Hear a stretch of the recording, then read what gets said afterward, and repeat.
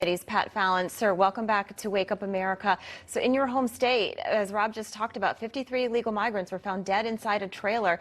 Texas Governor Abbott saying these deaths are on Biden. Do you agree? Well, yeah, Robin Nelson, thanks for having me on.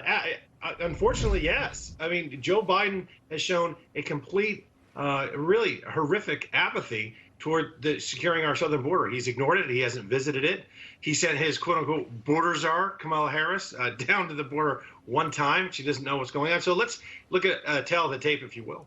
The worst month we've had in our history was April, with 234,000 illegal border crossings. That was 1,258% worse than the last April that President Trump was in office. But then that was only exceeded when we got the May numbers, which was nearly 240,000 illegal border crossings, which was 930% worse than the last May that President Trump was in office. So it's 10 times worse. Never mind what the Mexican drug cartels are making wild profits, and they smuggle these folks.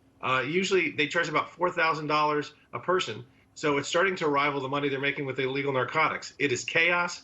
It is a catastrophe, and Joe Biden has shown just a gross dereliction of duty. Congressman, I missed that. How much do they charge a person for smuggling? According to Rob, according to the Customs and Border Patrol, about $4,000 a person. Wow.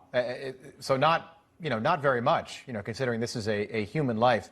The details of this story, and this is, I mean, we knew something like this was going to happen. We didn't know when, but here we are 4 months before the midterms, and 53 people, including 5 children, losing their lives. The driver of this truck, apparently in his 40s, high on drugs. We're hearing he was allegedly high on meth at the time of his arrest. Police found him hiding in the bushes. He pretended to be one of these immigrants. They later, were able to piece together that he was, in fact, the driver of this big rig. We had Christopher Olivares on a little bit earlier, and he said that this happens all the time, and it never gets reported on. It only gets reported when 53 people lose their lives. How bad is it down there right now? No, Rob, I mean, it's not even a crisis. It is literally a catastrophe. I remember when there was some coverage on the border back about a year and about 14 months ago by the mainstream media, and then they just decided to ignore it. But it's worse now than it was then. And they just don't want to report on it. They want it to go away. It's an inconvenient truth. So here's, again, what's happening with the drug cartels. When you're smuggling about 250,000 people a month, and then there's about 70,000 known gotaways, it's over 300,000 people. When you do the math times the $4,000 a head, that's over $1 billion a month the cartels are making on smuggling human beings. Wow. They're a commodity to them. Congressman, we have about 30 seconds left, but the administration the other day said the border's closed. What is it going to take for the administration to realize that this is a crisis that has gotten out of control? Well, the American people need to demand it. I think that's why Mayra Flores was elected, quite frankly, on the border. We're seeing a shift from the Democratic Party to the Republican Party in South Texas with Hispanic Americans.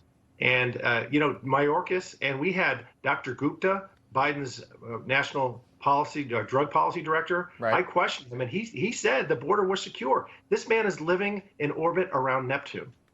Yeah, in an alternate universe, absolutely. And I think it's just interesting, and I think this is worth noting. So 2016, the left characterized Donald Trump as a heretic for wanting to build a wall along our southern border, our 2,000-mile southern border. Fast forward to 2022, Henry Cuellar, a Democrat in Texas, has said that we need a wall. And you mark my words, every candidate going for the GOP nomination in 24 will run on a platform that includes building or at least continuing to construct the wall that Donald Trump began during the Trump years. It's unbelievable how far we've come, and this is just another example of why walls work. Yeah, no, you're absolutely right, and I hope they construct a wall. I mean, it's part of a border security package. Wall, deportations, wait in Mexico, all those things worked, and we need to re-implement those, or we're going to lose the country. I mean, we don't even know who these folks are. We're going to have 5 or 6 million people crossing the border illegally every year, maybe as many as 10 million. Yeah. 160 countries are represented.